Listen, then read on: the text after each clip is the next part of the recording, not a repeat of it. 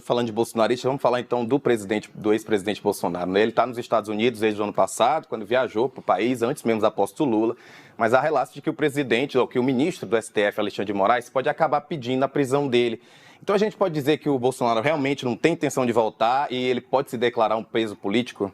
Ele já diz isso para o entorno dele, que se Moraes decretar a prisão dele, Bolsonaro se considera um preso político. Ele vai se considerar um preso político. Não há dúvidas quanto a isso. Ele dirá que foi alvo de perseguição, dirá que o inquérito das milícias digitais é inconstitucional e vai se dizer preso político. O que ganha cada vez mais força é que ele use isso para também pedir asilo político em outro país. E dentro dessa possibilidade, a Itália é um país que passou a ser considerado, né? Ontem o Bolsonaro, numa declaração, chegou a falar: eu tenho direito à cidadania italiana.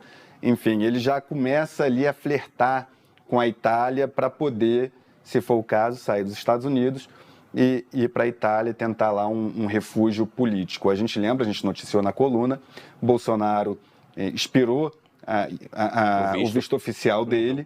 Ele saiu do Brasil para os Estados Unidos no final do ano, após perder a eleição, e o visto já expirou, e nós trouxemos na coluna que ele buscou o visto de turista para poder permanecer mais 3 meses. Exato. Com isso, ele busca ganhar tempo, né, Rafael? Ver um pouco a temperatura do judiciário, o que o próprio Alexandre de Moraes consegue encontrar contra ele, Bolsonaro, vai ganhando tempo e, ao mesmo tempo, alimentando, fomentando, avançando nessa possibilidade do asilo político, agora com a Itália no mapa. Com aliados como Marcos Duval, ele tá complicada a situação. Mas vamos falar ainda da família Bolsonaro, né? Hoje você informou também na sua coluna que a ex-primeira-dama, Michele, chamou o atual governo de hipócrita por conta da demissão de uma servidora próxima a ela que estava de licença maternidade. Como é essa história?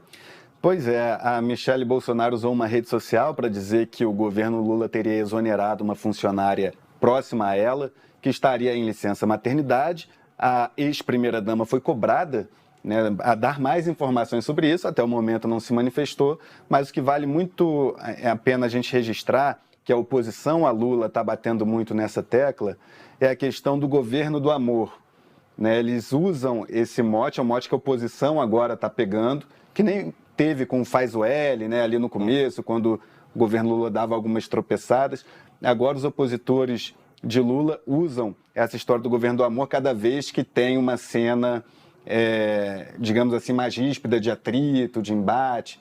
Por exemplo, quando o senador Randolfo Rodrigues ontem acabou arrancando o celular de um youtuber ali no Senado, também a oposição em massa foi às redes, o governo do amor arrancando celular, enfim, isso que a Michele Bolsonaro usou no tweet dela, está sendo explorado bastante. Né?